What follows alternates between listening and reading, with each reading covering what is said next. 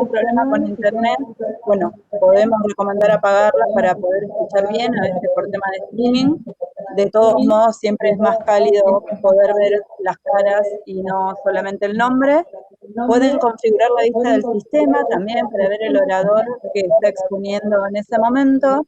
Les vamos a pedir que sean breves en las intervenciones, que evitemos interrumpir a los colegas que estén haciendo preguntas y, por supuesto, que respetemos las opiniones.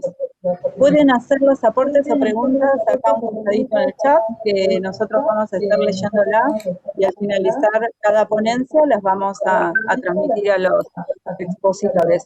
Y también les vamos a pedir que al inicio de la charla en el chat pongan el DNI para que después podamos realizar, confeccionarles los certificados de asistencia. Cualquier duda, no hay problema, estamos con Alejandro moderando acá en el chat. Sean bienvenidos. Bueno, muy bien.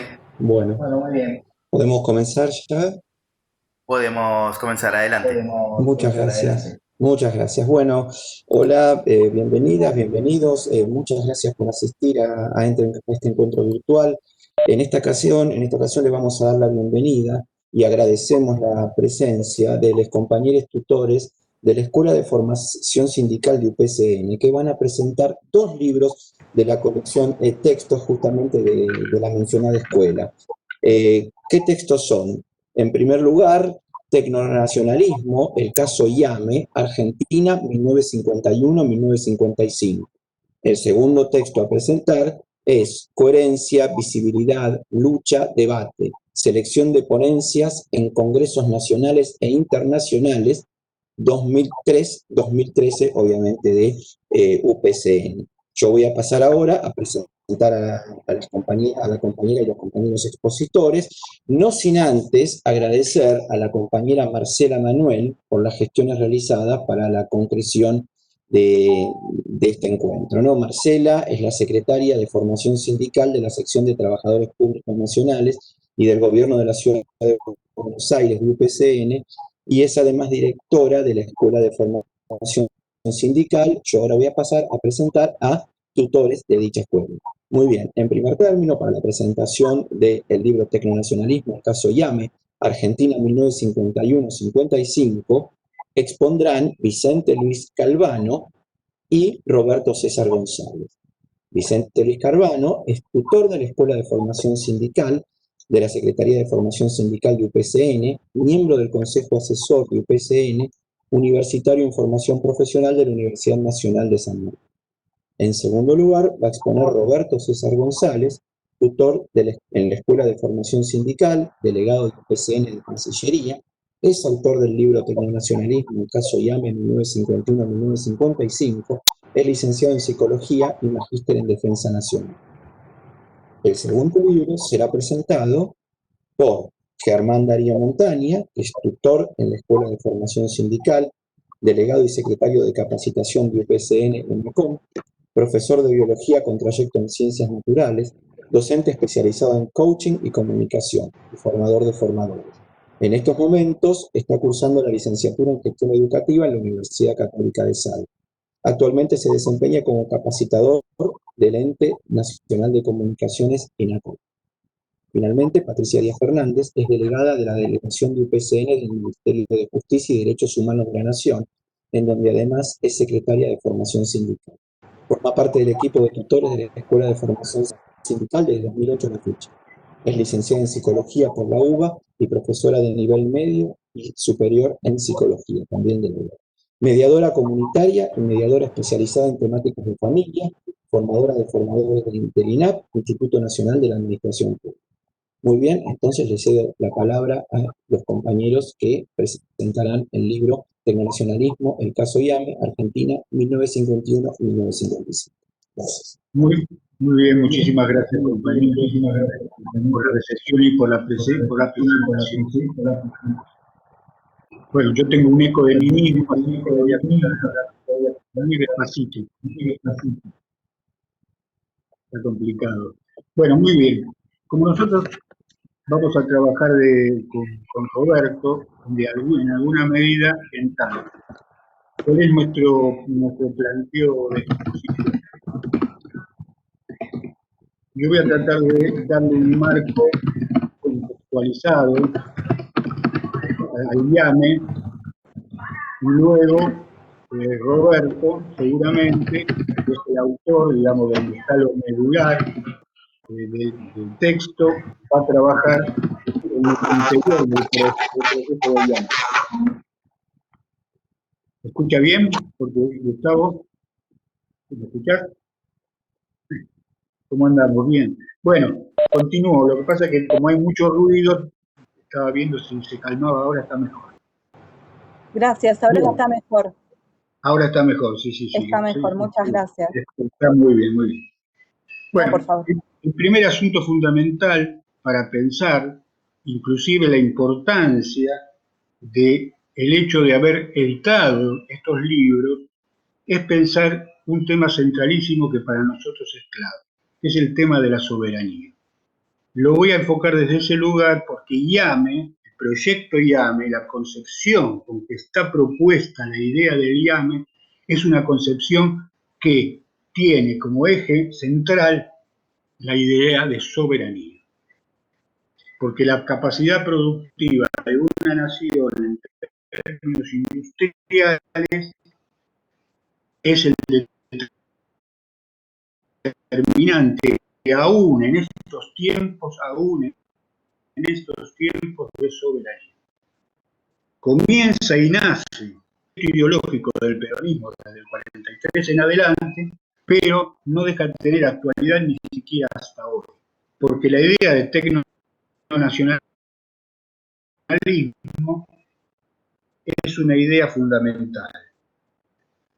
Hay una frase de la extremancia: estamos en un escenario de feroz nacionalismo tecnológico. Esto es lo que es el tecnonacionalismo. Estamos en un escenario de feroz nacionalismo tecnológico. Será más próspero aquel que desarrolle más y mejor tecnología. Si nos sentamos en esa lógica, que hasta hoy se continúa, vamos a ver la importancia que ha tenido en su momento histórico el tema del IAME y el momento histórico hoy, por ejemplo, la importancia que podría tener todos los desarrollos, solo a modo de ejemplo, uno de los tantos desarrollos de carácter tecnológico nacional, que sería, por ejemplo, el ARSAT. Si seguimos ese hilo comunicante, vamos a ver que el problema de la soberanía se transforma en transversal en ese hilo comunicante. Un personaje que se llamó Vannevar Bush, en 1945, un ingeniero secretario de Estado de Harry Truman, inicia la carrera tecnológica que sustentó el dominio de Estados Unidos durante 80 años. Ese informe, que podemos llamar fundacional o fundamental del proceso de desarrollo tecnológico, se llamaba Ciencia, la frontera infinita. Así que miren ustedes el planteo. Ciencia, la frontera infinita. Es decir, la ciencia, el desarrollo tecnológico, la tecnología aplicada a los procesos industriales, según los niveles y la etapa del desarrollo científico, son claves en la construcción de soberanía. Son claves en la construcción de soberanía. Los países compiten hoy especialmente por los sistemas nacionales de innovación tecnológica. Un país sin investigación y desarrollo, sin innovación tecnológica, es un país que carece de destino. El peronismo histórico, de donde nace el IAME, es un proyecto nacional de desarrollo que está centrado para aquel momento histórico en el desarrollo tecnológico también. Vamos a enmarcar, pensando en esta perspectiva, vamos a reenmarcar el proceso histórico que va del 45 al 51, por lo menos, y más allá hasta el 55, porque el peronismo apunta a esa lógica. Terminado el primer plan quinquenal, el peronismo todavía no había alcanzado la capacidad de producción a nivel de la industria pesada. Ya sabemos en la vieja discusión que hay acerca de si el peronismo se integró o buscó el desarrollo de la industria pesada o no. Bueno, muy bien. Lo cierto es que cuando el general Perón convoca a los empresarios importadores, le propone la necesidad de que se trabaje y se desarrolle la industria automotriz. Bueno, muy bien. ¿Qué pasa? No colaboran. Deciden no hacerlo. No había condiciones, según ellos, para que en la Argentina se produjeran autos por propia capacidad interna. Y entonces, Brigadier San Martín le dice a Perón, bueno, creemos nosotros un polo de desarrollo que sea capaz de producir estos bienes propios en la Argentina, que además aumentaría nuestra propia capacidad, que ya venía desarrollando el peronismo, de realizar la industria interna. Para ese momento histórico, repito entonces, el encuadre mundial, hasta la emergencia del peronismo, tenía estas condiciones. La crisis del 29 había puesto al modelo oligárquico de exportación primaria, elitista, en crisis absoluta. Recuerden ustedes el pacto Roca-Runciman y todas las condiciones que devienen de esa crisis. Es decir, una nación que ante cada crisis mundial, porque Argentina está complementada en el marco del capitalismo occidental, perfectamente integrada en la división del trabajo, y su rol como división del trabajo era la producción de alimentos para el desarrollo de las industrias de los países centrales que acababan de salir triunfantes de la Segunda Guerra Mundial, de los cuales en 1945, por eso cito a Vannevar Bush, cuando se da cuenta que la clave, una vez triunfante, ya la estructura de desarrollo militar le había dado elementos de desarrollo científico muy importantes a Estados Unidos, dice, acá está la clave de la capacidad de transformar a Estados Unidos en el país más potente del planeta, específicamente de Occidente, que lo logró. En ese mismo marco estamos a su vez en el enfrentamiento este-oeste, en el marco de la Guerra Fría. En ese contexto es cuando el peronismo produce su emergencia. Casualmente, esa crisis del 29 que habíamos citado y esta emergencia de los países desarrollados luego de la Segunda Guerra Mundial producen una necesidad imperiosa, que es frente a este combate este-oeste, producir en el flanco propio, digamos en el campo propio, estados de bienestar. El estado de bienestar requiere de algún nivel de desarrollo, pero especialmente requiere de un proyecto distributivo. No hay distribución sin crecimiento, sin desarrollo del empleo y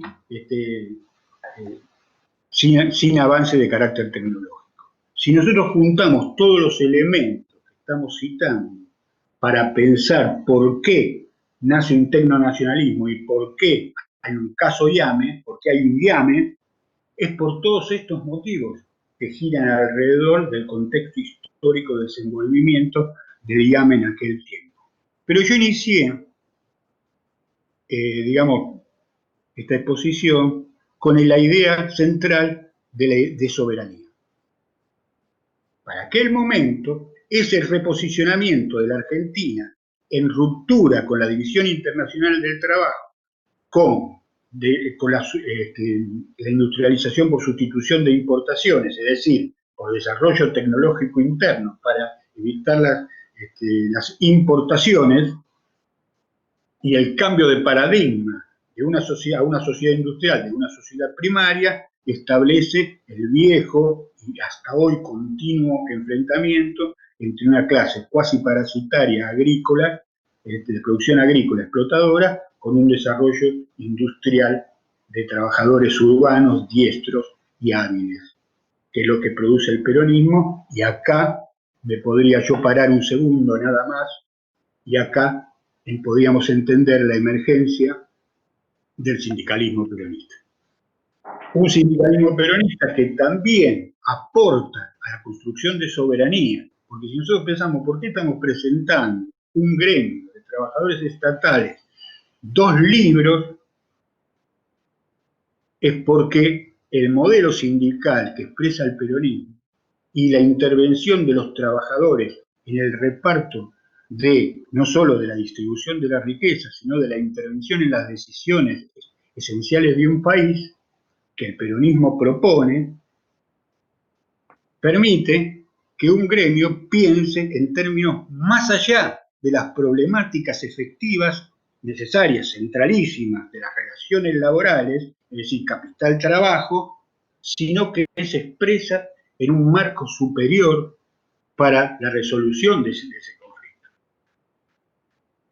Por lo tanto, nosotros como gremio y los trabajadores organizados en general, emergentes, el proceso que va del 43 al 45 y del 45 en adelante hasta el 55, configuran una parte fundamental del desarrollo de un país.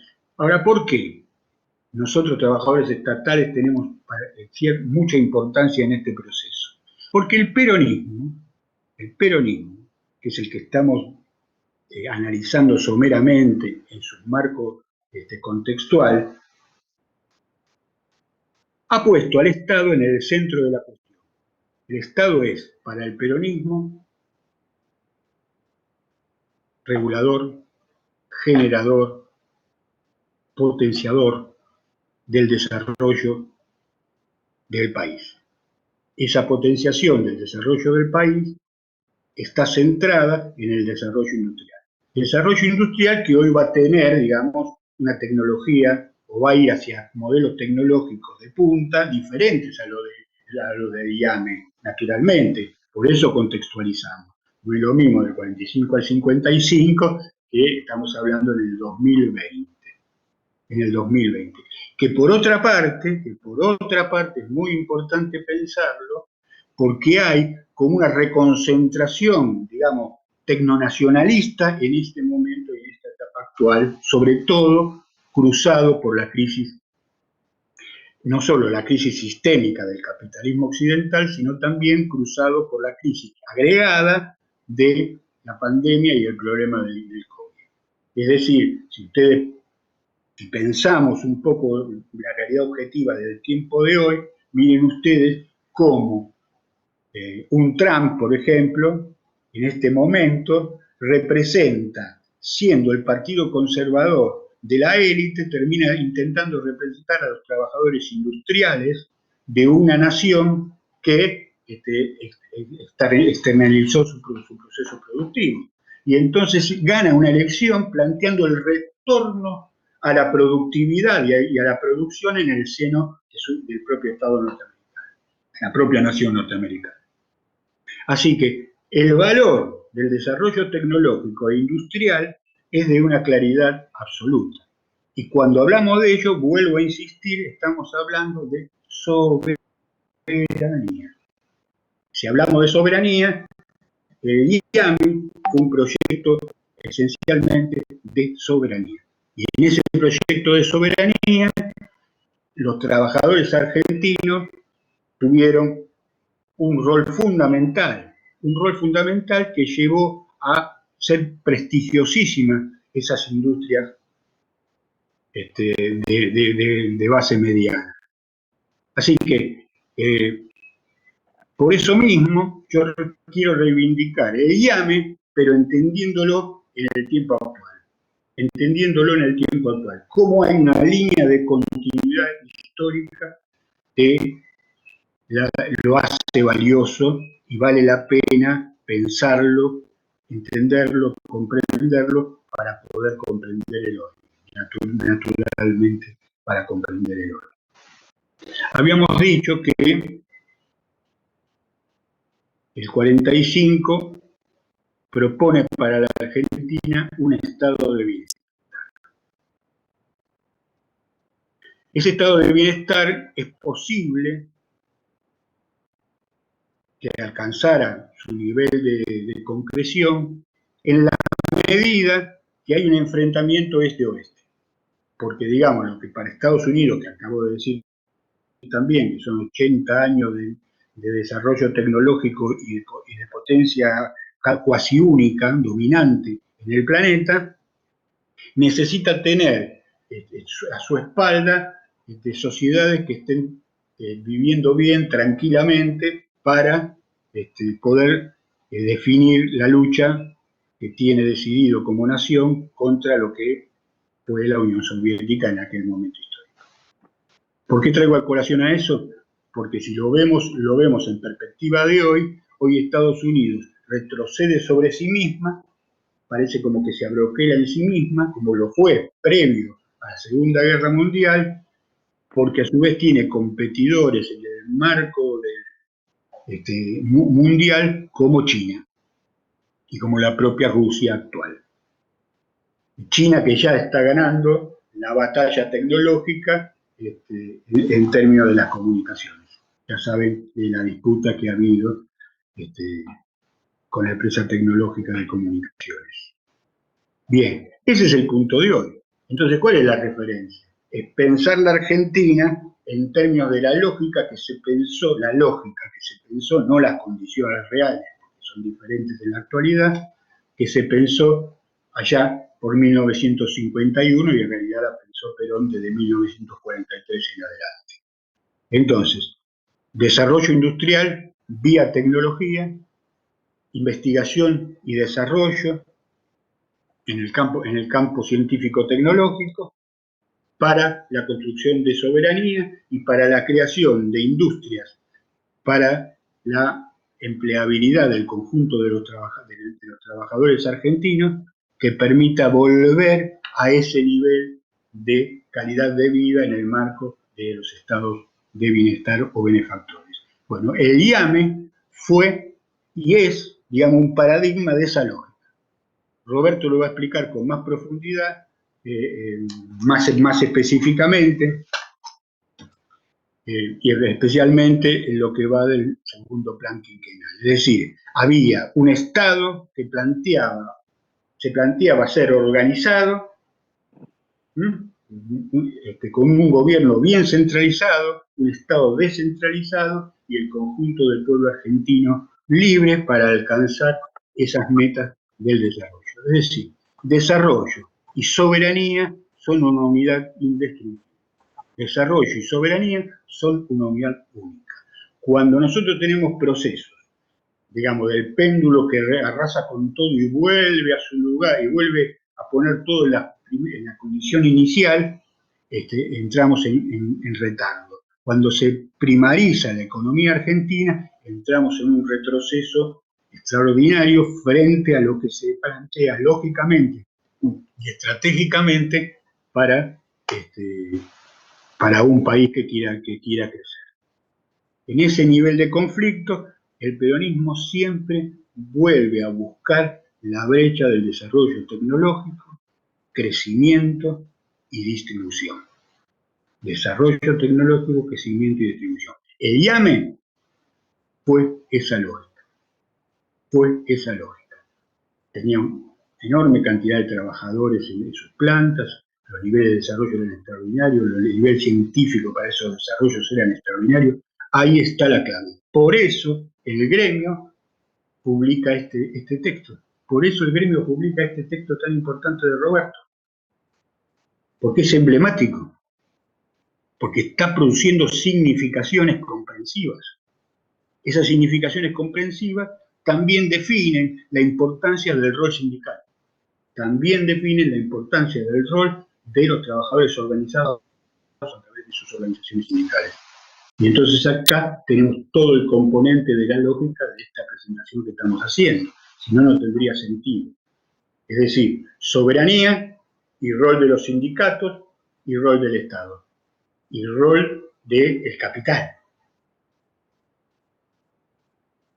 El peronismo es emergente de una alianza estratégica entre algunos sectores de la burguesía industrial que ya se habían desarrollado a partir de la crisis del 30, del conjunto de los trabajadores. Esa fracción de clase, de burguesía industrial y el conjunto de los trabajadores, amparados en el Estado, produjeron el desarrollo que produjo el primer peronismo, de que va del 45 al 55. Ese sector, porque el otro sector sigue cumpliendo el mismo rol que cumple actualmente, producto del altísimo nivel de concentración de la tierra y de los niveles de explotación y de la primarización del sistema económico argentino.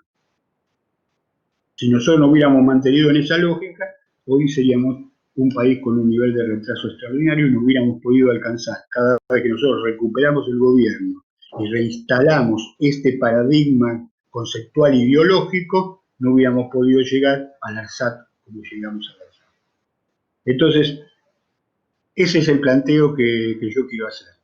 El planteo es gremios, trabajadores organizados, perfectamente organizados, Estado, capital al servicio del desarrollo y desarrollo científico-tecnológico para producir más, mejor empleo de calidad que permitiría inclusive morigerar las relaciones de contradicción por superación entre capital y trabajo. Y ahí se ajusta al problema de las relaciones laborales. Porque el problema de las relaciones laborales es siempre una relación de capital-trabajo, de nivel de acumulación, pero ¿a qué nivel de distribución? El peronismo actúa sobre el nivel de distribución, actúa sobre el nivel de desarrollo para poder alcanzar un alto nivel de acumulación del capital y en ese proceso virtuoso ir creciendo sistemáticamente, donde todos vivan por encima de las condiciones mínimas de calidad de vida necesaria. Después sí, en todo caso, quedará librado a las capacidades personales, a las habilidades, a las destrezas y las condiciones que cada uno encuentre. Pero antes que eso, el Estado tiene que dar las condiciones para que cada persona pueda desarrollarse por sí misma. Y entonces ahí volvemos a todo ese mecanismo virtuoso que es muy difícil explicar y que muchas veces es boicoteado sistemáticamente por las fraguas que producen información, conocimiento, inclusive que trabajan sobre la cultura nacional en función de desterrar al Estado, de desterrar la ideología y solo implica dominación y regreso a las peores relaciones laborales.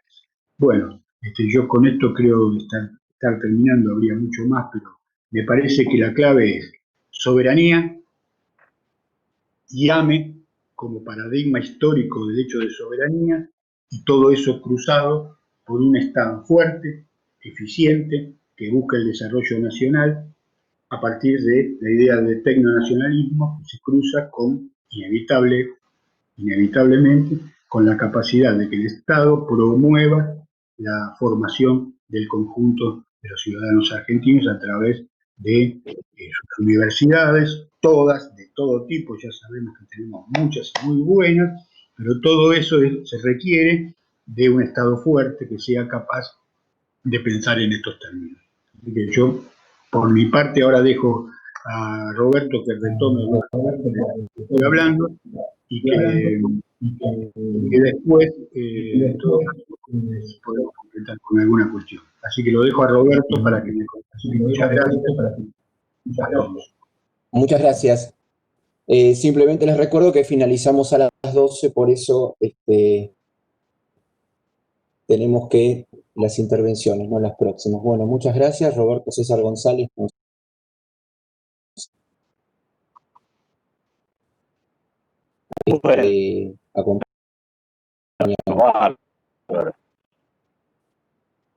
Trataremos de ser breves.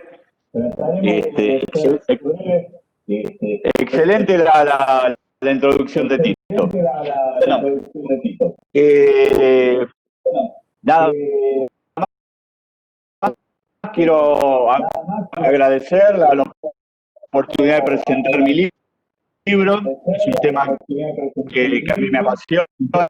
El libro es el resultado de mi investigación y de maestría suerte que la me lo libro que ya va por su segunda edición y que tuve la alegría de que fue decretado o declarado de interés científico, tecnológico, histórico por la legislatura de la Ciudad de Buenos Aires, por la legislatura de algunas provincias como Río Negro, San Luis. Por lo tanto, para mí es un orgullo estar hablando de esto.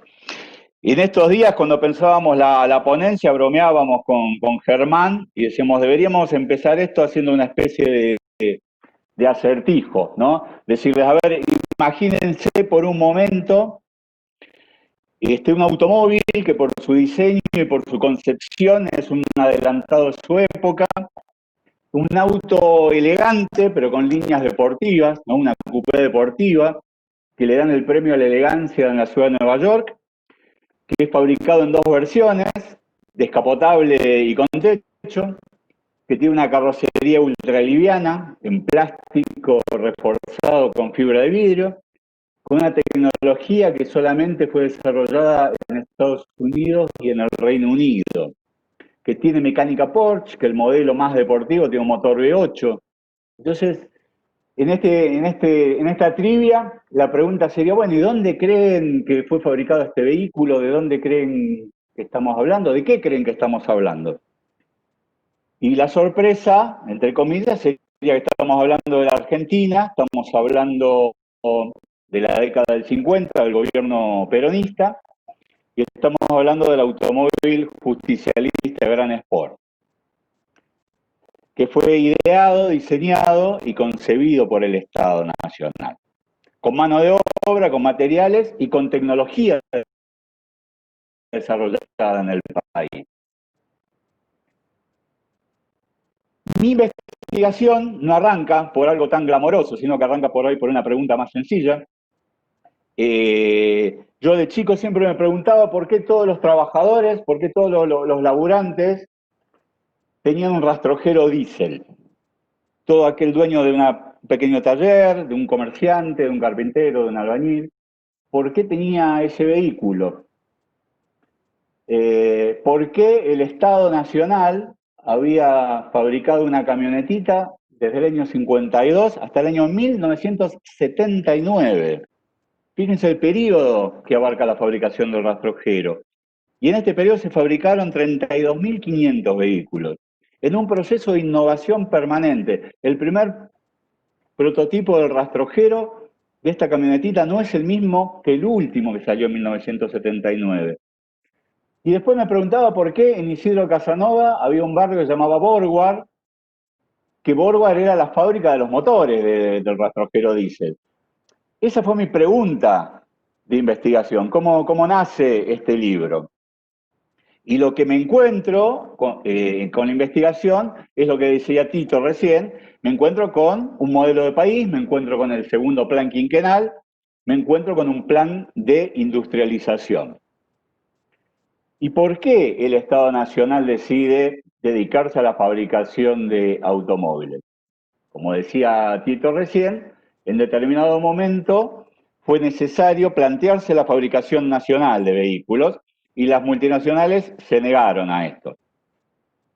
Primero porque decían que la industria argentina era muy incipiente y no había autopartistas.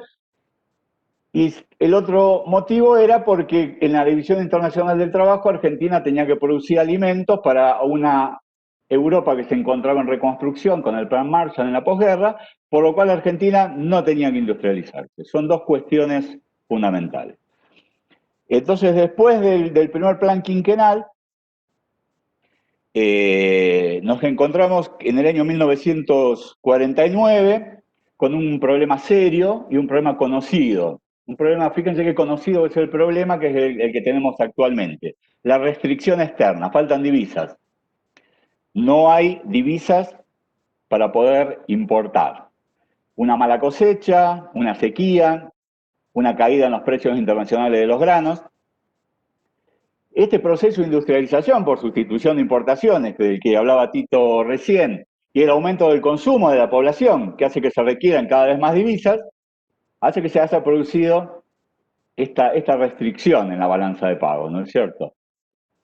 Vendíamos menos que lo que necesitábamos comprar. Y una de las principales problemas era la importación de maquinaria agrícola y de vehículos, sobre todo de vehículos utilitarios. Entonces surge esta necesidad de industrializar al campo, porque si industrializamos al campo obtenemos mejores cosechas, si obtenemos mejores cosechas, tenemos mayor cantidad de divisas y con esa mayor cantidad de divisas podemos sostener la redistribución del ingreso y el proceso de industrialización. ¿Con qué nos encontramos? Como decía Tito, con un Estado que se pone a organizar y a regular. Entonces, saca un decreto por el cual se promociona la industria del tractor y de la maquinaria agrícola. En el año 51 saca otro decreto del Gobierno Nacional que favorece la fabricación de motores y automotores por parte del Estado. Y en el año 52, por otro decreto, se fundan las industrias aeronáuticas y mecánicas del Estado. O sea, la fábrica de aviones que funcionaba en Argentina desde el año 1927 se va a dividir en dos sectores. Un sector va a continuar fabricando aeronaves y otro sector se va a dedicar a la fabricación de vehículos. Pero bueno, nos encontrábamos ante este problema, que es la falta de autopartistas. Había una industria metalmecánica que no existía en el país. Entonces, el Estado toma esta decisión estratégica. Va a impulsar la fabricación de automotores en el país, de automotores, de utilitarios, de motocicletas, de tractores, pero para ello va a necesitar desarrollar a los proveedores, porque sin la industria privada esto era imposible.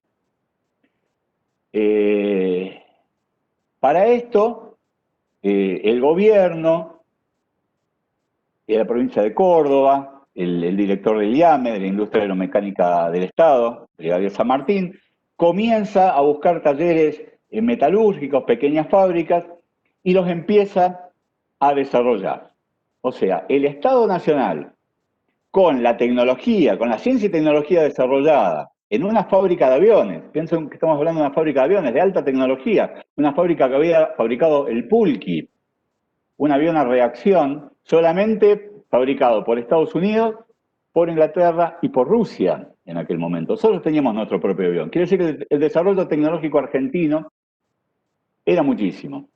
Entonces, tomando ese desarrollo científico-tecnológico y aprovechando las instalaciones de la fábrica de aviones, deciden la fabricación de automotores en el país, pero para esto era necesario que los talleres metalmecánicos logren desarrollarse y ser proveedores del Estado.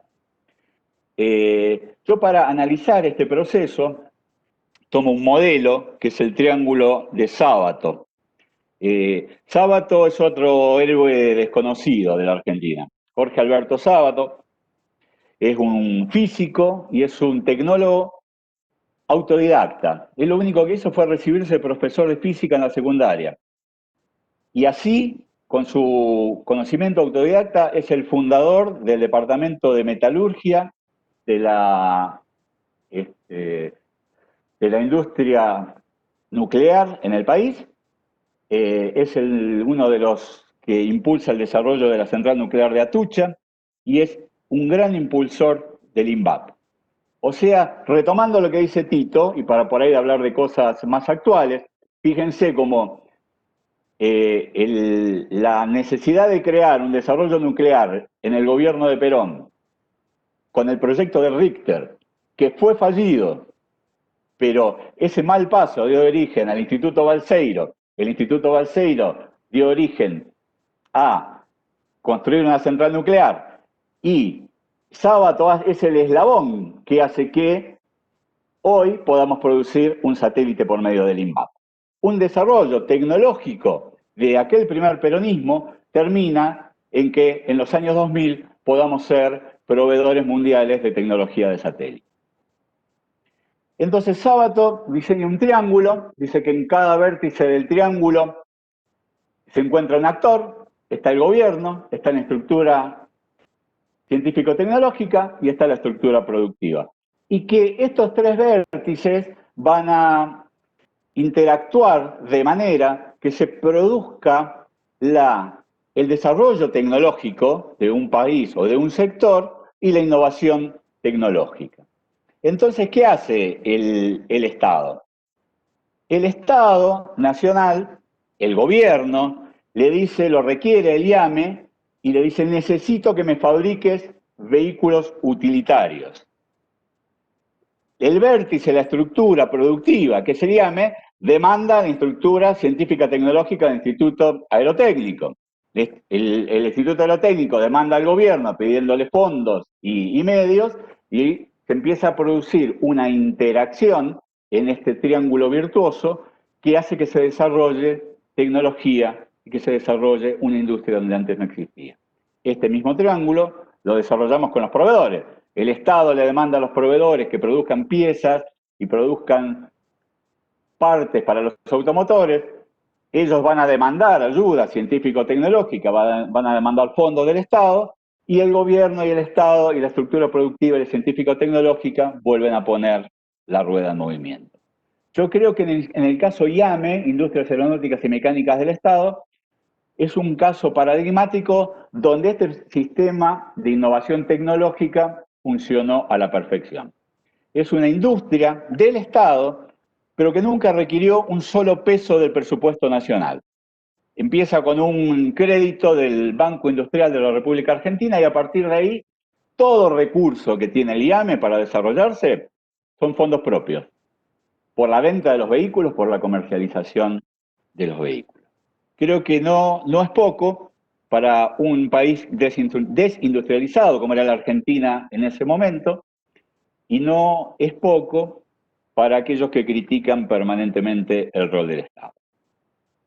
Bueno, ¿qué ocurrió? ¿Cómo nace este vehículo rastrojero? El IAPI había comprado 2.500 tractores a Estados Unidos, tractores que eran rezago de guerra, pero que eran inútiles para el campo, no servían, porque eran pensados para llevar pertrechos militares, municiones, y no para el trabajo en el campo. Se produjeron varios accidentes, por lo cual se retira del campo, y el brigadier San Martín le dice a los ingenieros del IAME que hagan algo con eso. Entonces, tomando partes del motor, la caja de cambios, el embrague, partes, deciden que van a fabricar este pequeño camioncito para ser útil en tareas. El Estado Nacional empieza a desarrollar productores y talleres metalúrgicos de la provincia de Córdoba, de la provincia de Santa Fe, de la provincia de Buenos Aires. Empieza a desarrollar una industria metalmecánica que hasta ese momento no existía, y el Estado Nacional, desde las universidades y desde el Instituto Aerotécnico, le brinda a los fabricantes el conocimiento y las herramientas necesarias para que puedan producir. Van técnicos del IAME a los talleres, los asesoran, se quedan trabajando en los talleres, llevan los planos, los ayudan a desarrollar las partes, les ayudan a desarrollar las maquinarias. A la fábrica del automóvil justicialista, del rastrojero, se agrega una fábrica de tractores. El Estado Nacional fabrica el tractor Pampa. Y se agrega una fábrica de motocicletas, una motocicleta emblemática, que es la Moto Puma. Una motocicleta que es, digamos, la estrella del IAME. Fabricó 100.000 unidades, 100.000 motos, desde el año 53 hasta el año 66, en que el Estado se desprende y lo sigue fabricando uno de estos proveedores que ayudó a desarrollar, y la fábrica termina cerrando, la fábrica Puma, con la crisis de 2001. Ahora, para poder financiar todo esto, el Estado Nacional tuvo que crear una entidad, el Banco Industrial de la República Argentina, porque sin un banco industrial que financiara el desarrollo científico-tecnológico y el desarrollo de los industriales, era imposible. Y para coordinar todo esto, crea el CIPA, el Consorcio Industrial Productor Automotriz, que vendría a ser como la interfaz que hacía funcionar todo esto. Era lo que el ente que hablaba con los concesionarios que iban a venderlo, le pedía los adelantos para entregarle los vehículos, con estos adelantos se lo daba a los proveedores fabricaban las partes, el IAME las ensamblaba, entregaba los vehículos, el el CIPA se encargaba de que los proveedores optimizaran sus medios de producción, de que obtuvieran los créditos. O sea, es un master plan que hay detrás de todo esto. Es el Estado puesto a trabajar en su conjunto para el desarrollo nacional. Y como dice el amigo Mario Gambacorta, el Estado siempre es regulador cuando regula y cuando no regula también. Y en el caso IAME lo creo que es paradigmático, porque el Estado aparece como regulador de las relaciones laborales, como regulador de las relaciones de producción, como regulador de un desarrollo industrial, como regulador de las actividades científico-tecnológicas del país y como regulador de la investigación extranjera directa, porque el Estado se asocia con capitales extranjeros, con la fábrica Borgward, que es una fábrica alemana de motores, que se va a instalar en Isidro Casanova para poder proveer al IAME de los motores.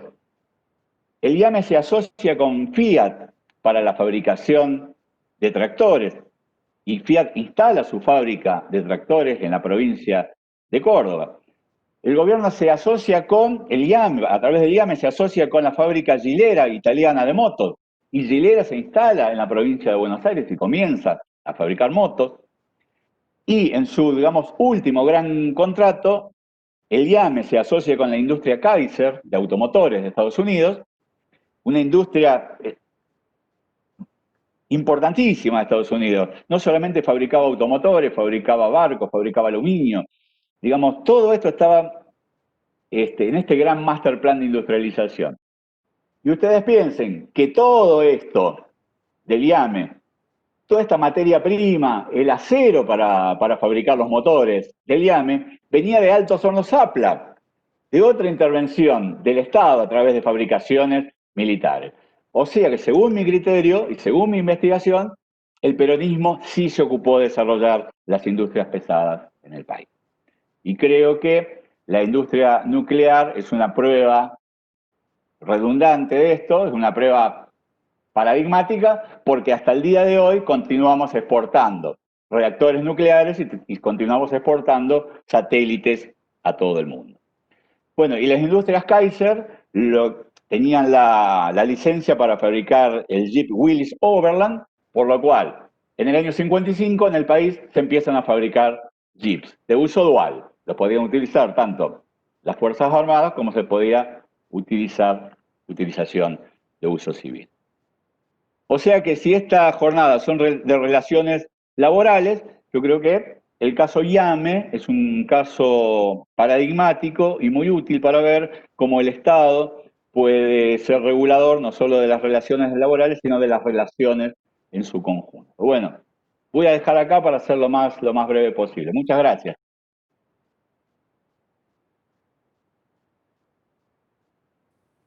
Bueno, muchas gracias. Después podemos ir retomando algunas ideas, pueden hacer consultas a través del chat.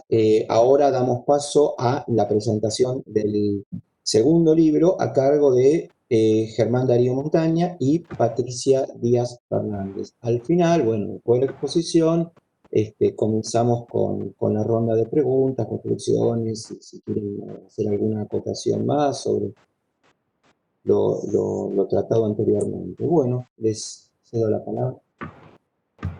Bueno, muchas gracias Patricio, buenos días a todos y a todas, les agradecemos por estar hoy aquí, excelente ponencia la de los compañeros. Como ya dijo Patricio, vamos a presentar otro libro, el libro rojo, Textos volumen 2, Coherencia, Visibilidad, Lucha, Debate.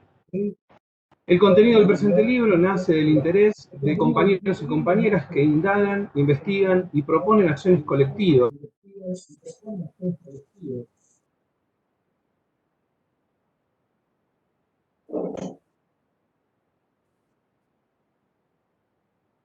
Gobierno de la Ciudad de Buenos Aires, en el Congreso Latinoamericano para el Desarrollo, CLAD, y el Congreso Argentino de la Administración Pública, donde UPCN ha sido siempre pionera, y el hecho de compartir sus experiencias y avances lo posicionan como un modelo para el resto del mundo. Dichas ponencias abarcan un periodo que va desde el año 2003 hasta el año 2013 y constituyen el cuerpo de este libro que se caracteriza por su actualidad y su espíritu de lucha. Encontraremos en estas temas de profundo significado para todos y todas las trabajadoras y trabajadores relacionados con la conquista de nuevos derechos. Temas como construcción de consenso, la igualdad de oportunidades y de trato, la participación de los trabajadores en la elaboración de las políticas públicas y la negociación colectiva como aporte continuo de los trabajadores para la ampliación y la consolidación del sistema democrático, entre otros temas, teniendo siempre presente como objetivo la calidad de vida y el desarrollo de los trabajadores y las trabajadoras conseguidos a través de la negociación colectiva.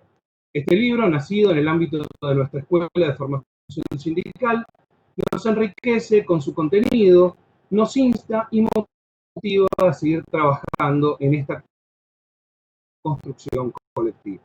La formación continua de las delegadas y los delegados a través de la Escuela de Formación Sindical nos fortalece para representar profesional y eficazmente a los y las trabajadoras, preparándonos para trabajar en pos de la cultura del trabajo y en la lucha incansable por la conquista de nuevos derechos. Cabe destacar que la Unión del Personal Civil de la Nación, UPCN, prioriza la formación de los trabajadores en busca de una nueva actualización permanente y un alto profesionalismo. La producción de los textos, como el que acabamos de ver, el tecnonacionalismo, presentado por los compañeros, y el que presentaremos a continuación, son un ejemplo de ello. Por último, el título nos deja en 4 palabras un gran mensaje sobre una forma de trabajo, caracterizada por estar siempre presente, tanto en la lucha como en la conquista de los derechos para todos los trabajadores y las trabajadoras. Coherencia, visibilidad, lucha y debate.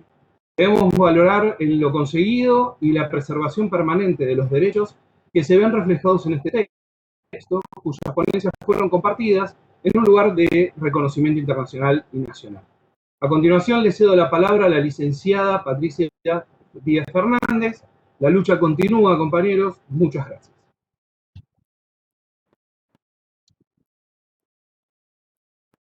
Bueno, muy buenos días a todos y a todas. ¿Se me escucha? ¿Me escuchan? Buen día. Hola. Perfecto, ¿eh? Se Se escucha perfecto. Muchas gracias. Mi compañero recién les describió cómo está estructurada la publicación que hoy nos toca presentar y que fuera publicada en el año 2017. A continuación abordaré algunas cuestiones, de manera breve, en relación al espíritu de dicha publicación y cuáles son los ejes transversales que recorren de manera común todas las ponencias que la conforman, desarrollando los temas que fueron señalados antes por Germán.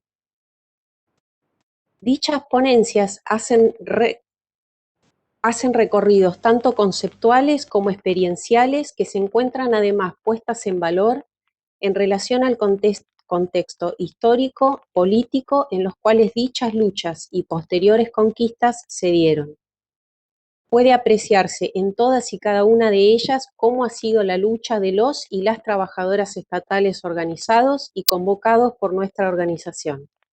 El primer eje transversal que podemos identificar como común a todas las ponencias es la capacidad de transformación de las relaciones laborales en el marco del empleo público que nuestra organización sindical ha desarrollado a lo largo de su historia. Dicha capacidad puede ser identificada en cada una de las ponencias en las que, aún abordando un mismo tema e inclusive un mismo autor, van reflejando en los diferentes momentos históricos un camino que fue construyéndose a partir de la generación de nuevas normas que permitieron configurar una nueva realidad. Es así como dichas ponencias recorren hitos tales como la adhesión de la Argentina a los convenios 151 y 154 de la OIT, básicamente referidos a la libertad sindical y a la negociación colectiva, y la promulgación de la Ley de Negociación Colectiva para la Administración Pública, Ley Marco del Empleo Público, sancionada de manera unánime en el Congreso de la Nación.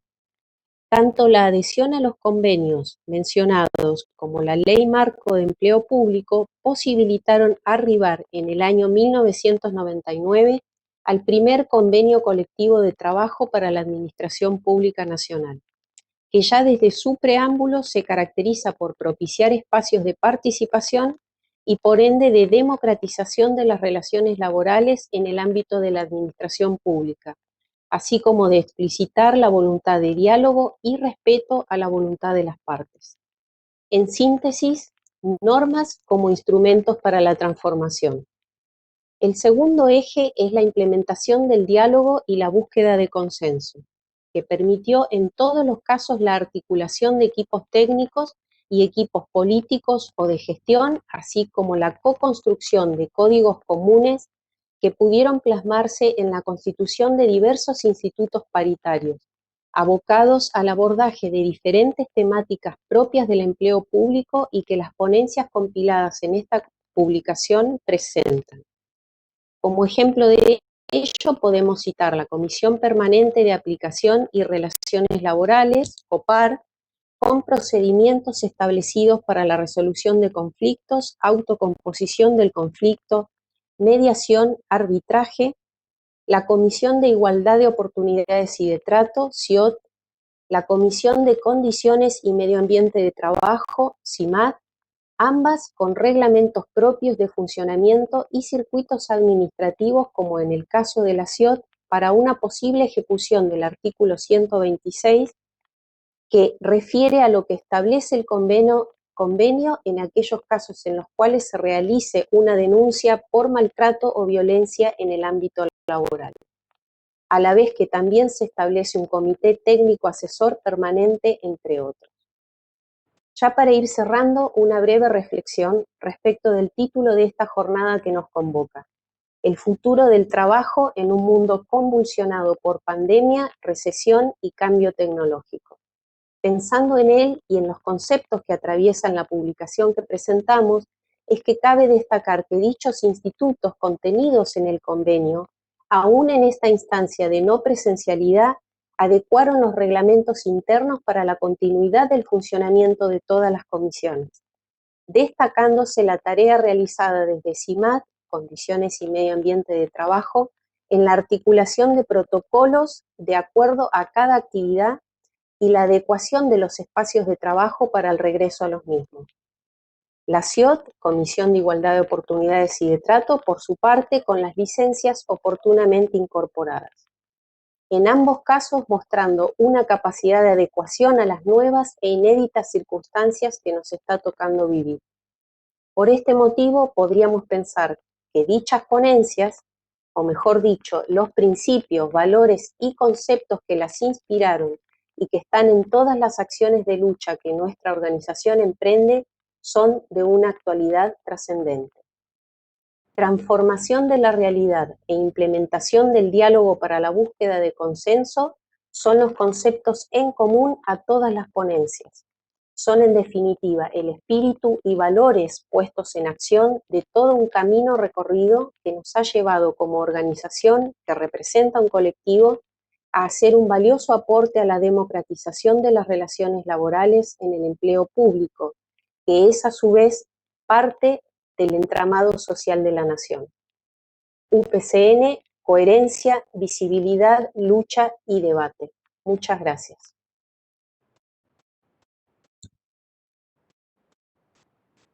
Bueno, muchas gracias.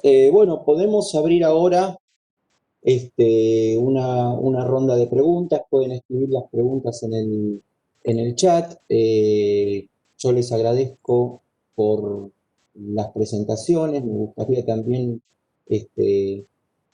iniciar la ronda de preguntas respecto del libro Tecnonacionalismo, el caso Yame.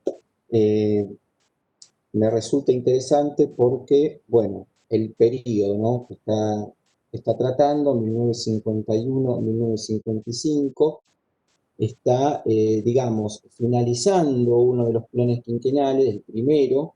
Nos encontramos también en este periodo, durante el plan quinquenal, con esta crisis del año más o menos 48, 49, el plan que tuvo que hacer Perón de estabilización cuando algunas variables se le fueron de control, sobre todo el frente externo, ¿no?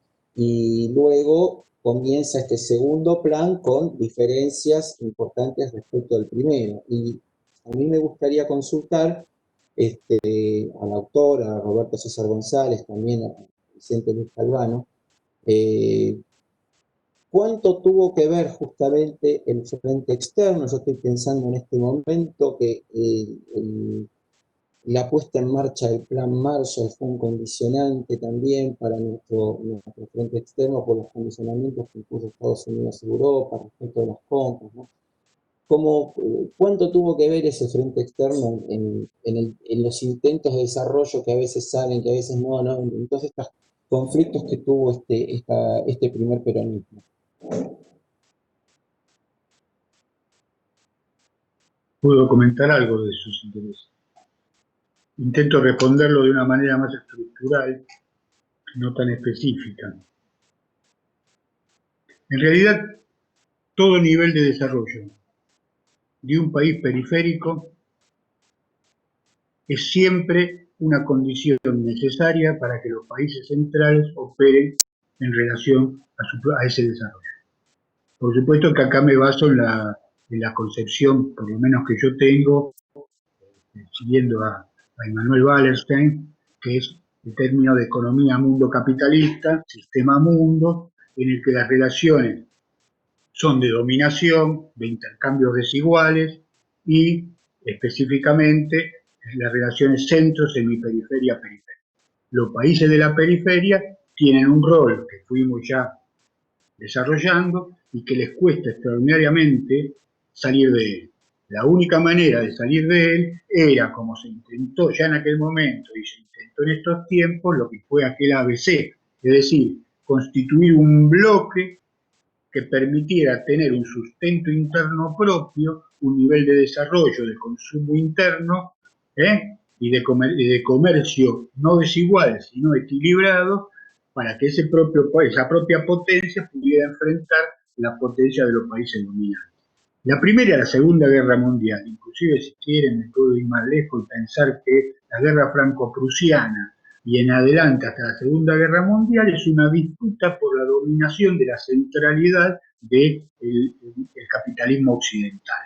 Para aquel momento, lo que Estados Unidos llama el hemisferio occidental, el capitalismo occidental. Si lo vemos en esa lógica, ¿quién sale emergente, dominante de ese proceso? Estados Unidos. Muy bien, en esos 80 años que cité yo de desarrollo tecnológico, cuando ven que ahí está la fortaleza para mantener el dominio. ¿Y qué hace esa relación de dominio? Es llevar los flujos de capital y la acumulación de capital de los países periféricos al centro. Es un nuevo camino, porque antes los países, las naciones, intentaban estructurar imperios mundos. Imperio mundo. El imperio mundo fracasa con el fracaso del imperio país. Se termina. Y aparece la economía mundo capitalista con centro y periferia. La dominó Holanda, la dominó Inglaterra y después la dominó Estados Unidos. Alemania sale a dar combate por esa preeminencia mundial y es derrotada en la Segunda Guerra Mundial, concretamente. Entonces, ¿qué termina de aparecer? En el 45 el mundo bipolar, por el triunfo de la Unión Soviética, digamos también, y ambos, mientras está esa disputa, la periferia mantiene cierta capacidad de desarrollo. Cuando esa disputa empieza a decaer, y esa capacidad de desarrollo es inmediatamente quebrada. Bueno, el Pulqui, la anulación del Pulqui representa eso. Cuando viene la guerra de la Malvinas, nuestra estructura de combate también se ve licuada por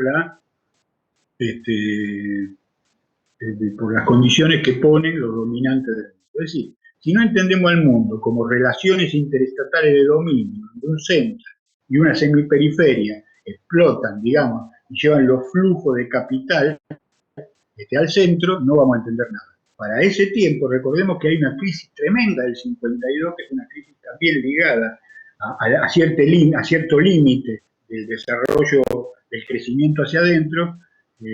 Bueno, digamos, el mundo capitalista de la Argentina tiene dos etapas: el crecimiento hacia afuera, que es el de exportación de commodities, lo que serían hoy commodities, de materia prima, y una segunda etapa, que es la que nosotros desarrollamos, que es el crecimiento hacia adentro.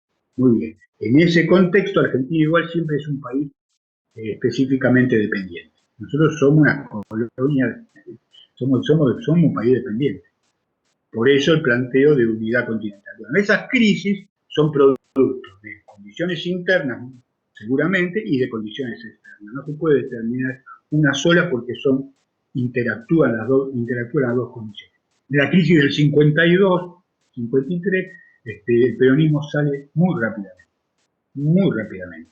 Quiere decir que su modelo era suficiente para superar algunos niveles de crisis. Recuerde que hablamos del famoso pan negro. El pan negro es el producto de esa crisis. Y ahí empiezan ya las primeras operaciones en el seno de la cultura. La del pan negro, el que comía pan negro era pobre de toda pobreza y de Argentina decadente de toda decadencia. Sin importar cómo venía el proceso, que tenía factores climáticos y factores de límite del proceso, hasta que el proceso se reinicia. Si no, no tendría lógica la locura del 55. No tendría lógica, porque ¿para qué si el modelo no encuentra límite y se derrumba? Es decir, que en el 55 hay bombardeo, hay persecuciones, hay fusilamiento, hay todo lo que hay, porque en realidad el modelo sí tenía condiciones. Porque ya además del peronismo es un pensamiento, una ideología, una concepción, comunidad organizada, bueno, hay mucho por decir. Entonces, hay crisis porque, claro, todo modelo en algún punto encuentra su cuello de botella, lamentablemente.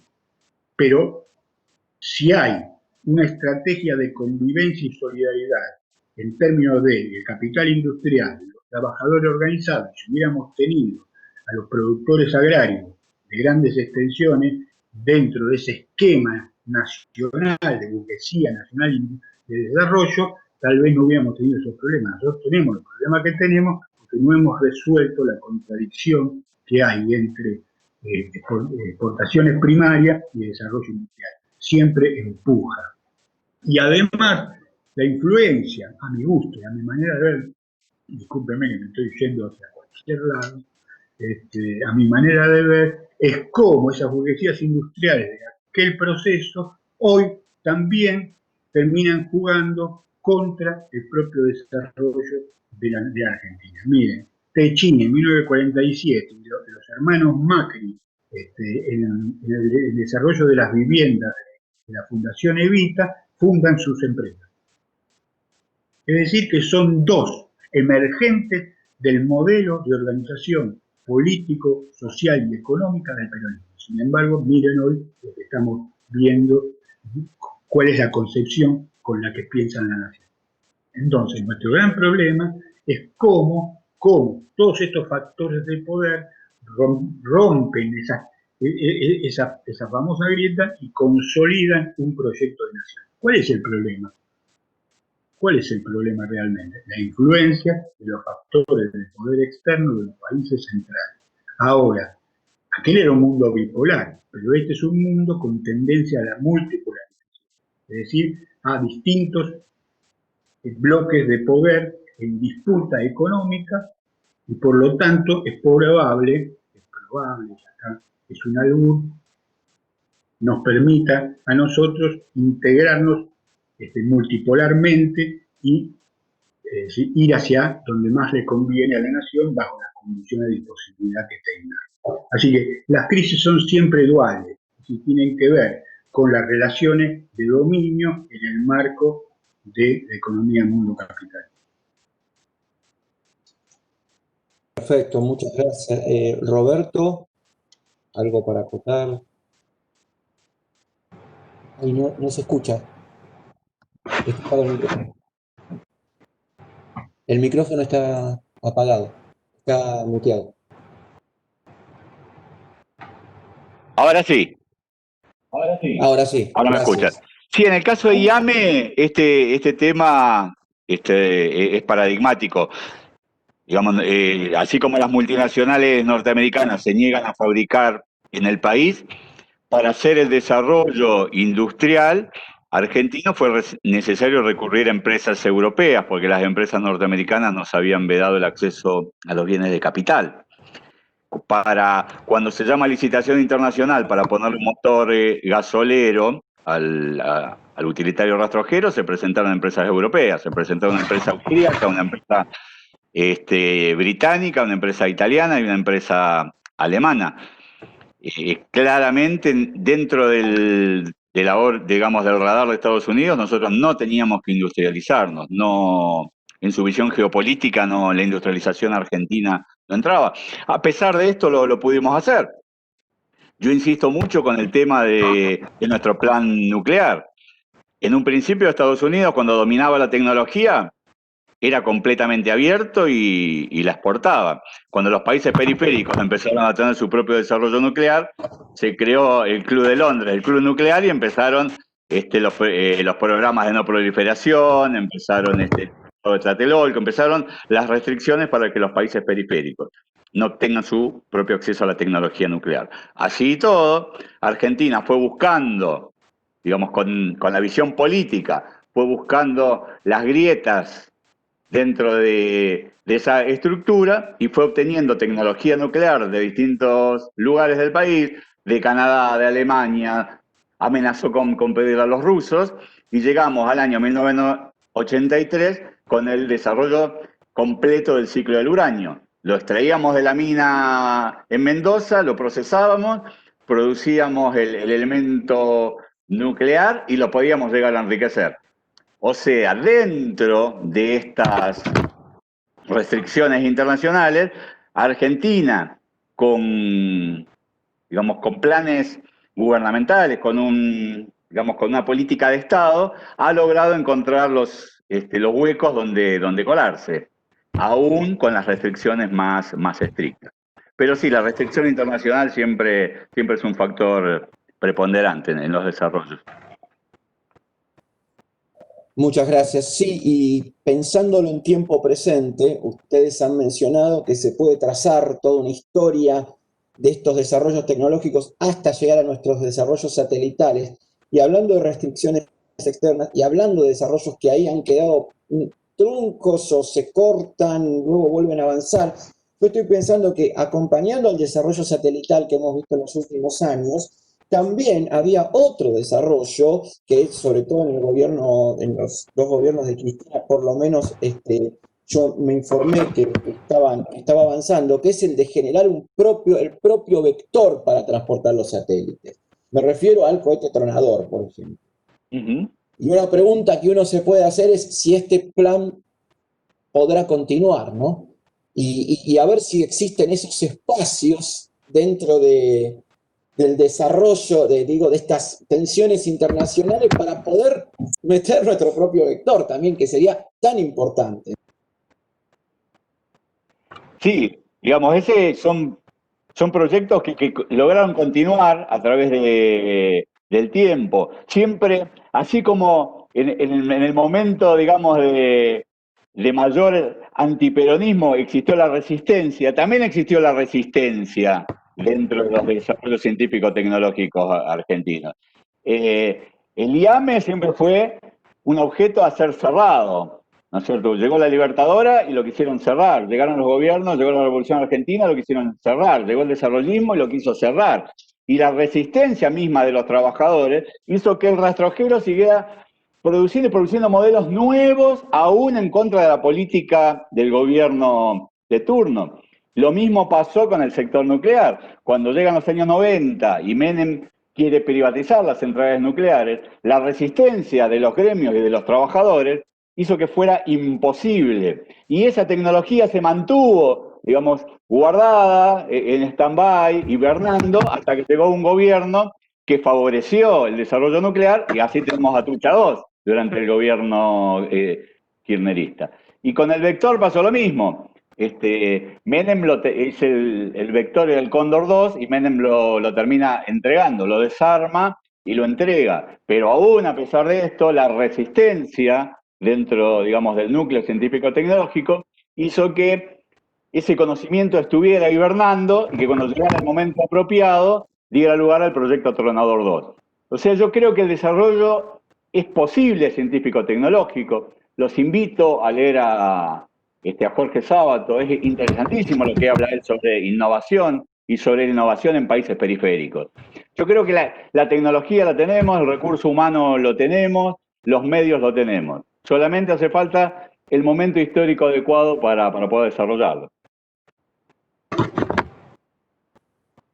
Sí, perfecto, gracias. Y también estoy pensando, sin irnos al espacio, ¿no? En lo que ha sido la historia de los ferrocarriles también, ¿no? Cómo hemos visto durante todos estos años de las dictaduras, sobre todo, y también el desarrollismo, cómo se ensañaron contra nuestra red ferroviaria. Y yo, ahora últimamente, en estos últimos meses, estoy viendo intentos de recuperar líneas, recuperar algunos pasos internacionales, conexión interprovincial, trenes de pasajeros, y cuántos años de cercenamiento, ¿no?, ha habido, y esperemos que esas políticas también se puedan continuar en el tiempo, ¿no?, porque los ferrocarriles también son otro factor importantísimo para nuestro desarrollo y para el sostenimiento hasta demográfico de varios pueblos, de los pueblos, ¿no? Hoy hay una Hoy por hoy, noticia. ¿puedo hacer una acotación? Si no molesta. Hoy por por hoy favor, sí.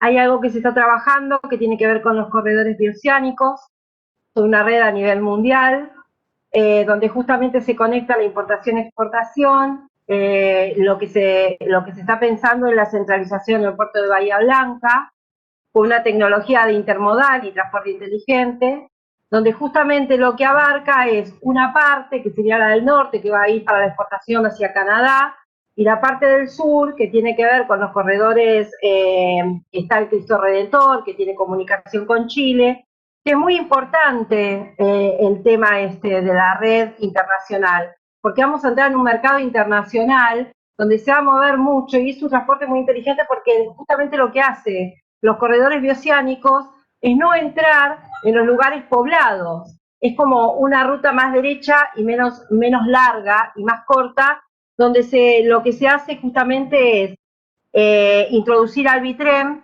que no todas las rutas están aprobadas. Justamente lo que hace Vialidad Nacional es aprobar esos corredores, porque hay un problema que falta mucho por desarrollar, es que hay que hacer una maniobra de adelantamiento, la cual no están preparadas todas las rutas, que tiene que ver con la pavimentación de la banquina. Pero lo que hace el Albitrem es justamente reemplazar de alguna manera la cantidad de camiones. Si bien tiene una mejor carga, pero tiene un sistema TADEM y una tecnología avanzada que hace que las rutas no se destruyan menos. Pero a su vez aliviana la contaminación, que tiene que ver con la huella de carbono que tenemos cada uno. Así que es muy importante la tecnología en todo esto, y la implementación que tiene un Bitren en relación a un transporte de carga internacional es muy importante. Y eso está avanzando en cuanto a la tecnología del país, justamente. Se está impulsando mucho. Una de las empresas que lo está fomentando mucho es Scania y Volvo. Son una de las empresas más importantes que están fomentando eso. Así que bueno, solamente quería decir eso, que es lo que estamos trabajando en Transporte. Buenísimo, muchísimas gracias. No, por favor. Una pregunta de Vanessa que dice: quería preguntarles qué opinión tienen sobre la posibilidad de experimentar con combustibles como el de uranio no enriquecido y torio, que se empezará a utilizar en algunos países. ¿Quién quisiera responder? Roberto, el micrófono hay que desmutearse. Perdón, no me acostumbro. Digamos, de hecho, el desarrollo está, la posibilidad está. La Comisión Nacional de Energía Atómica desarrolló el CAREM, que es un pequeño reactor nuclear para estos fines. Estaba pensado en, digamos, repotenciar los submarinos y transformarlos en submarino nuclear. La posibilidad está, solo depende de la voluntad política y del momento histórico adecuado. Pero sí, es una gran posibilidad, más para nosotros que tenemos la posibilidad de contar con el ciclo completo del uranio. Así que sí, es una gran posibilidad, Y no es solamente una posibilidad, sino que es una realidad. El reactor está, existe, el desarrollo está, hace falta ponerlo en práctica. ¿Algo más? Buenísimo, muchas gracias. No sé si tienen alguna otra pregunta. Perdón que estoy con mi nena. Si tienen alguna otra pregunta, yo también le quería proponer a Germán si podía comentarnos o hablarnos también del sitio web de la escuela, porque la verdad que yo lo visité y me pareció muy, muy interesante para difundir, porque no solo están haciendo ustedes una gran labor de formación de cuadros, de formación de delegados, sino que también es una labor de difusión gracias a que publican y todo el mundo tiene acceso a los textos que ustedes están publicando en UPCN, y me parece muy importante difundir esa labor. Por eso, Germán, si te gustaría comentar esto. Ahora después voy con Vanessa, que agregar. Perfecto, sí, cómo no. Bueno, la verdad que es un lujo el micrositio que tenemos. Está dentro de la página de UPCN Digital. Ahora les voy a pasar la dirección, si quieren, por chat. Bueno, allí van a encontrar toda una colección de textos, inclusive estos dos que hemos tratado en el día de hoy. Así que bueno, están totalmente invitados. Voy a pasar la dirección por chat, así que tienen acceso. Allí es donde todos los delegados y delegadas que participan de los niveles de la escuela sindical tienen acceso a toda la información, todos los programas, contenidos de cada una de las materias, y allí están, orgullosos estamos de este micrositio de la escuela. Allí están todas las colecciones de textos que nos hablan, bueno, de la relación del mundo del trabajo. Sí, están invitados. Ya lo paso por el chat, Patricio, gracias. Muchas gracias, muchas gracias. Bueno, agrega Vanessa. Importante también se da a comunicar que la energía nuclear puede ser una energía de transición limpia. Transición, puesto que fuera del ámbito técnico académico no es una energía bien vista. Es todo un tema, el tema de la energía nuclear.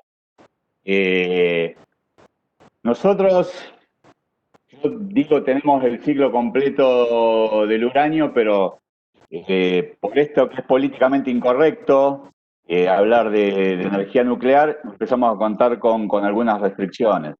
La principal mina que tenemos nosotros está en Mendoza, en Cerro Pintado, está paralizada, digamos, por cuestiones ambientales, y fue muy difícil el volver a hablar de reactivación, digamos, encontrar el momento político adecuado para hablar de reactivación.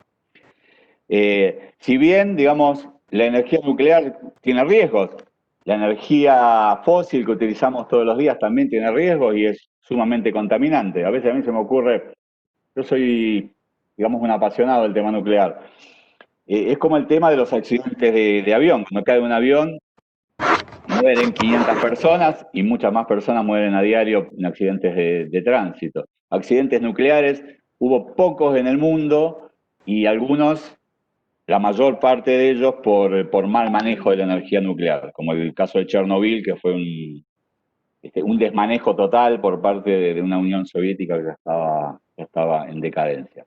Pero creo que es importantísimo, más cuando podés liberar combustibles fósiles y dejar de contaminar para producir energía eléctrica, y cuando tus recursos hídricos son limitados y ya no podés contar con la construcción de centrales hidráulicas, digamos, poder contar con energía nuclear sumada a otras maneras de producir energía, que te liberen que esto es el tema que habla Tito, es un tema de soberanía, porque si vos tenés tu propia central nuclear y no dependés de nadie, y vos producís tu propio uranio, tu propio elemento combustible, y hacés funcionar Atucha con medios propios y tenés energía suficiente para el plan de industrialización que vos te quieras plantear, habla de independencia económica, habla de soberanía política y habla de geopolítica.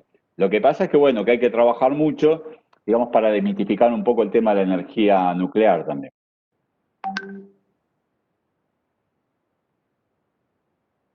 ¿Alguna otra consulta?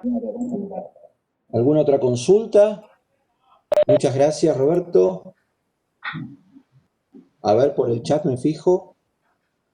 No, bueno, está recibiendo Roberto saludos, impecable Roberto, excelente. Adriana dice, hablando de reactivación, es muy importante a nivel federal reactivar el sistema ferroviario argentino para incluirlo dentro del sistema de distribución de bienes para la exportación e incluso importación, además del transporte terrestre, ¿no?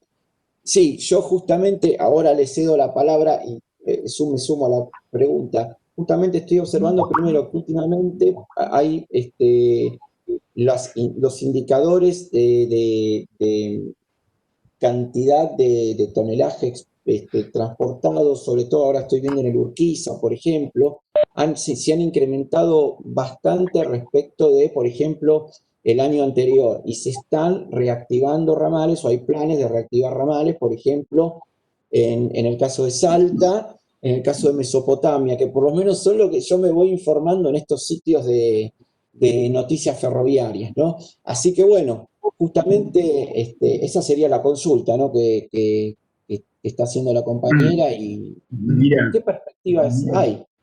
yo te puedo decir en este momento preciso, Sí. en este momento preciso estoy viendo una noticia de Mario Meoni, que es el ministro, que anuncia obras en distintos lugares y dice, estamos invirtiendo en innovación tecnológica para los trenes, ¿no?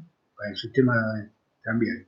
Así que simplemente con ese dato se responde la pregunta. Es decir, cuando hay una concepción y vemos nosotros el puente de conexión con el proceso anterior, recuerden ustedes los desarrollos a nivel del sistema de trenes en Argentina en la época de Cristina, cuando se trajeron todos los vagones, bueno, se produjo un nivel de desarrollo extraordinario, porque ¿cuál es la clave del asunto en el desarrollo tecnológico y en en transporte aún más? Es la conexión interna. Si nosotros tenemos costos altísimos en virtud de los desaciertos históricos en términos de comunicación por vía terrestre, aérea, cualquiera sea, es decir, el país no va a crecer, no vamos a crecer nunca. Es decir, todo desarrollo y toda inversión tecnológica en estos aspectos le va a dar al país todo aquello que se necesita interiormente para después ver, en términos de las relaciones más amplias, hasta dónde podemos llegar. Es decir, cuando hay una concepción como la que tienen los gobiernos peronistas, es muy probable que podamos llegar a los objetivos, a cumplir los objetivos. ¿Qué es esto? Tener las condiciones para el desarrollo industrial. Ya no pensado como en aquel tiempo, sino pensado en los términos actuales. Así que cuando uno va viendo pequeñas noticias en el marco de crisis extraordinaria, venimos de 4 años de decadencia absoluta, lo que decíamos, ese péndulo que arrasa con todo y después vuelve a nuestra posición. En ese marco de volver a empezar sistemáticamente, en algún punto hay que resolver las condiciones internas de las relaciones de fuerza interna de una nación para poder encontrar lo que nosotros solemos ver en Estados Unidos, es el establishment. Está por encima inclusive de la lucha entre estos dos candidatos presidenciales. Por arriba de eso hay un establishment. Esos son los países centrales que se han resuelto.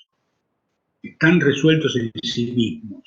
No tienen la crisis ni la brecha ni los conflictos que tienen los países periféricos. Entonces ahí está la cuestión. Por eso, ya no me quiero meter en un baile, sería políticamente incorrecto para este momento, pero digo, cuando alguien sale a decir unidad nacional a pesar de los pesares, está pensando estratégicamente en una nación que pueda, a través de estos desarrollos tecnológicos, innovación e inversión del Estado, volver a potenciar esa lógica de nación industrial desarrollada. Porque Los viejos desarrollistas creían que había que solo permitir que el proceso del tiempo pasara, que los países centrales fueran vanguardia, para después nosotros heredar las gotitas del mundo y desarrollarnos por detrás de los grandes desarrollos de los países centrales. Eso era el desarrollismo, así le fue al desarrollismo. Miren los nietos que tienen los desarrollistas. Pero más allá de eso, el verdadero nivel de desarrollo es cuando el país tiene una concepción estratégica de crecimiento hacia adentro y de desarrollo ahora conectado con el necesario desarrollo hacia afuera. Porque las divisas vienen por un lado y el desarrollo se produce ahí por el otro, adentro. Digamos. En ese marco de conflicto, esa resolución va a poder responder a todas las preguntas que ustedes quieran hacer. Ahora, el desarrollo tecnológico tiene que estar ligado a un problema de la ecología. Así como cité en algún momento de Manuel Wallerstein, él mismo dice, si el planeta, si el mundo capitalista pusiera las condiciones ecológicas necesarias, el capitalismo desaparecería. Por lo tanto, deberíamos, cuando hablábamos de políticas más limpias, bueno, eso es clave en el mundo actual. La pandemia nos empieza a mostrar cierto nivel de conciencia, nos muestra, nos lleva a los bifes a un nivel de conciencia acerca de los desarrollos ecológicos para el desarrollo planetario. Ahí está todo el asunto, es decir, hay 3 o 4 factores que deben equilibrarse mundialmente para que podamos llegar al punto en el que nos proponemos un planeta limpio y donde todos podamos vivir en paz y con nivel de desarrollo y bienestar. Patricio. Sí. Quería comunicarles que en la sala se encuentra la vicedecana de la Facultad de Ciencias Sociales, Ana Catalano. A ver si nos quiere dejar unas palabras. ¿Cómo te va, Ana? Hola, ¿qué tal? Perdón, me estaba desmuteando. No, muchas gracias, no necesito, me parece. Lamentablemente entré un poco tardía porque salía de otra reunión. Entonces me perdí una parte importante de lo que ustedes dijeron y a mí me interesaba mucho lo de la energía nuclear que estaban planteando y lo anterior. Pero bueno, solo, lamentablemente, Roberto, escuché el final de tu exposición. Y realmente creo que este tema de todo lo que son las energías alternativas, los modelos de transporte tradicionales, pero que han sido desactivados, desarmados, y que era tan importante nuestra red ferroviaria, tal vez no en su trazado tan portuario, pero bueno, pero era una red que conectaba, que creaba sociedad, como yo digo, era el Estado primero antes que la sociedad, como pasó con la red de correos en muchos países de Latinoamérica, ¿no? Entonces, yo creo que todas estas cosas son muy importantes y como vi algo en los chats, yo creo que son cosas que están desactivadas, pero que podrían volverse a activar y podrían volverse a reconstruir. Yo también sigo algunos temas como es el de la hidrovía, que es otro tema central en este momento. En fin, hay una serie de elementos que a mí me gustaría inclusive a lo mejor, no voy a, repetir esta charla o parte de ella o lo que fuera y unirlo también con el tema de hidrovía porque yo creo que es cierto que son apuestas a infraestructura que requieren una inversión potente, pero que son apuestas a futuro, ¿no? Digamos, como lo mismo la energía nuclear, que hay que desarmar ciertos mitos también y ver cómo pero nuestro país era de avanzada en eso, ¿no? También y fue una cosa que quedó de repente congelada.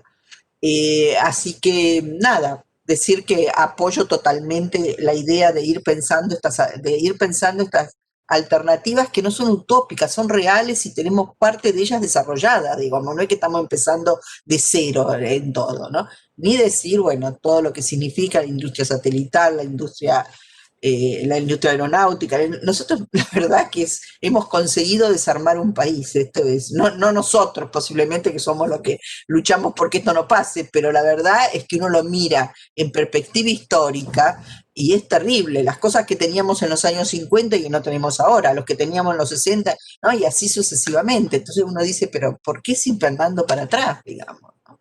Pues, ¿por qué lo sabemos? Pero quiero decir cómo nos lanzamos para adelante. Así que nada, contento de que exista este espacio de reflexión y ver cómo los multiplicamos también, ¿eh? Yo creo que es importante que en sociales tengamos estos debates y debates así de los actores sociales, de los gremios, todos que están empujando muchísimo este tipo de cosas. Así que les agradezco. Bueno, muchísimas gracias, profesora Catalano. Estoy mirando el chat. Bueno, avisan también, Vanessa avisa que las ponencias estarán en breve subidas al canal de YouTube. Después tengo otro mensaje, Gustavo Valenzuela, interesante debate, quería aportar la innovación con respecto a la incorporación de las tecnologías para garantizar un derecho tan esencial como es la identidad de los ciudadanos, cuando se decidió el DNI, donde desde el software hasta la máquina de impresión se desarrollaron con los aportes de los propios trabajadores del RENAPER, apoyados y organizados por UPCN. Alejandro Enrique también felicita, excelente actividad, gracias a los compañeros de UPCN. Después había otras acotaciones, bueno, sobre el tema de la hidrovía de Paraná, que había acotado Alejandro. Y bueno, no sé si hay alguna otra pregunta, consulta a los expositores. Creo que tuvimos una charla muy interesante y realmente estamos tratando estos temas de proyectos, planificación, de pensar la Argentina de acá en adelante, ¿no? Que vienen tan bien justamente porque después en nuestras propias labor docente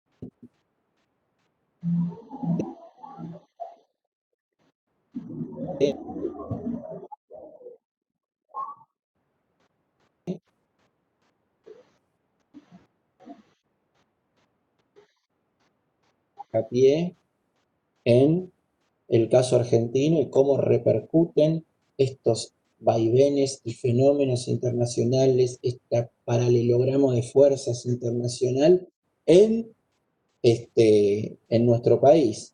Y justamente lo bueno es tener estos espacios de reflexión fuera del aula para después volcarlos al aula, resultados y propuestas para que, bueno, los estudiantes también reflexionen sobre nuestras coyunturas, ¿no? Inclusive, Eso es creo que es, sí. inclusive se viene una nueva tecnología en cuestión automotriz que tiene que ver con los sistemas ADA, que son sistemas de seguridad para prevenir justamente los accidentes viales. No se olviden que muere más cantidad de gente por accidentes viales que, por ejemplo, por cáncer. Es muy importante el incentivo que se le está dando a eso. El sistema ADA justamente lo que hace es un sistema de bloqueo. Cuando, por ejemplo, se te cruza una persona, anula o se pierde el punto ciego que le dicen. Y es muy importante todo eso. Y viene todo con tecnología de acá de este país. Eso quería. No.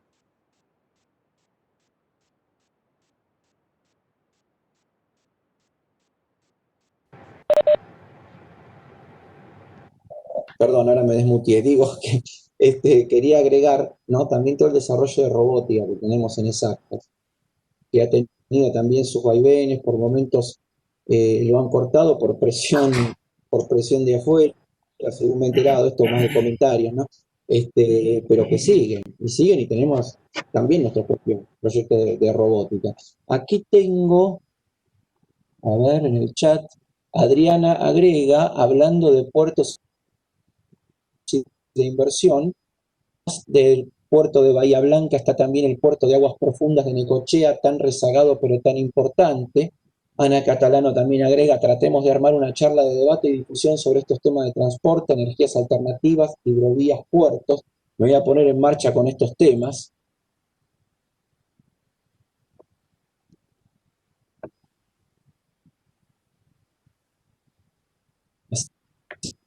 Así que, bueno, sobre todo que da historia, bueno, en el caso historia más bien mundial, es bueno siempre anclar y hacer pie y ver cuáles son las consecuencias de todas estas megatendencias en nuestro propio país.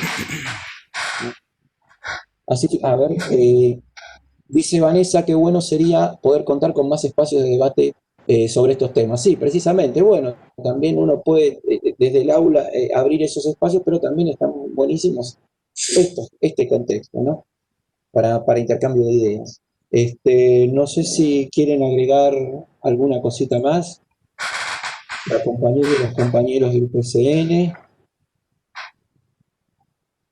Por mi parte, agradecerte, Patricio, por la colaboración y el acompañamiento y agradecer este espacio.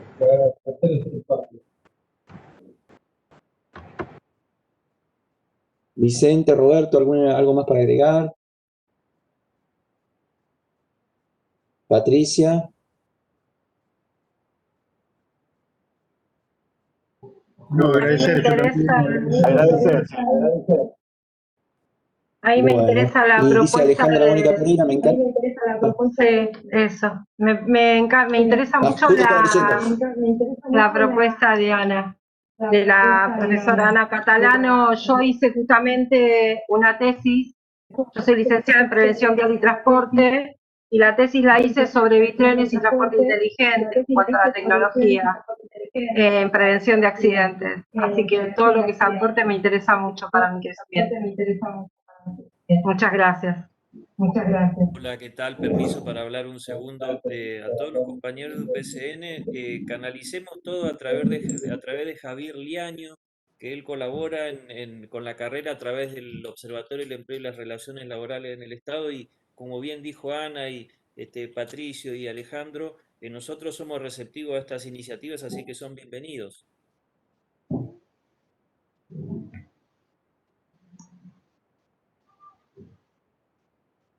Muchas gracias. Bueno.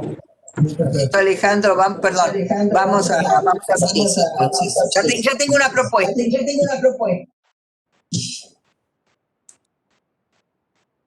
Bueno, perfecto, es buenísimo generar estos encuentros que van a generar otros, ¿no? Bueno, no sé si alguien quiere agregar algo para el final. A ver, Adriana, excelente propuesta de encuentro, gracias a la escuela y a los compañeros. Pato, Ger, Tito y Robert, siempre aprendemos con su generosidad. Yo también quiero agradecerles a todas y a todos por la presencia. Yo creo que fue una charla muy fructífera. Creo que es de estas instancias de formación, primero de formación para los delegados y después de difusión para todas las personas. Lo bueno de sembrar estas semillas es que van a generar otras, ¿no? Van a generar nuevos diálogos, nuevos intercambios que van a dar lugar a justamente propuesta de ideas, que es justamente lo que necesitamos en estas coyunturas también tan difíciles, ¿no? Para construir, y para construir en conjunto, en red, como es la sociedad actual, una sociedad en red, y nos da la oportunidad justamente la tecnología de encontrarnos, de unirnos y de pensar en red, ¿no? Como se suele decir ahora. Así que bueno, por mi parte, muchas gracias. Todavía nos quedan unos minutitos, pero si alguien quiere agregar algo, si no, terminaría, ¿no? No, nada en particular, vuelvo a insistir, agradecer.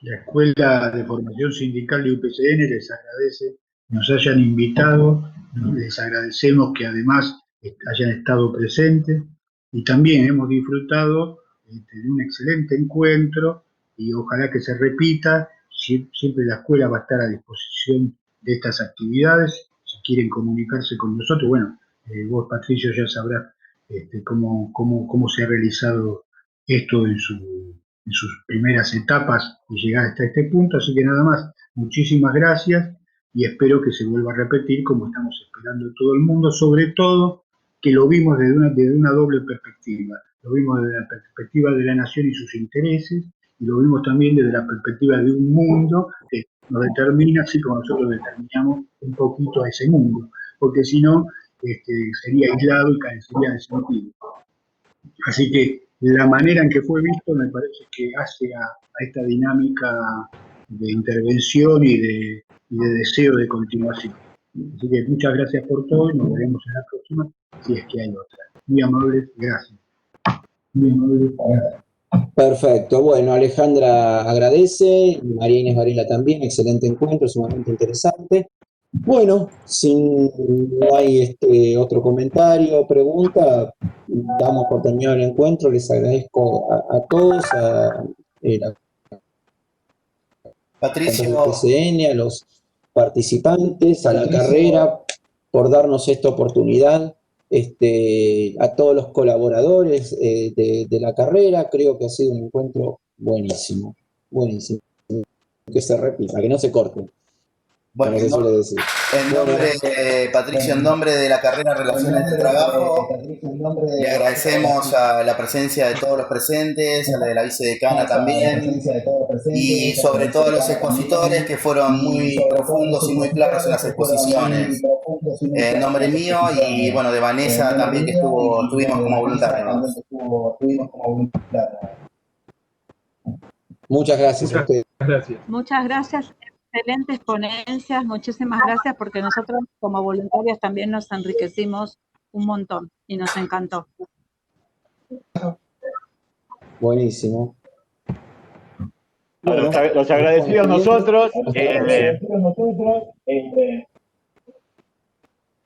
Hasta la próxima y muchas gracias por hablar de nuestros libros, de nuestras producciones. No, se lo merecen, es muy importante difundirla. Así que, bueno, es asa. Dicen acá. Hasta pronto. Bueno, hasta pronto. Nos vemos. Suerte y gracias. Muchas gracias. Chao, chao. Muchas gracias.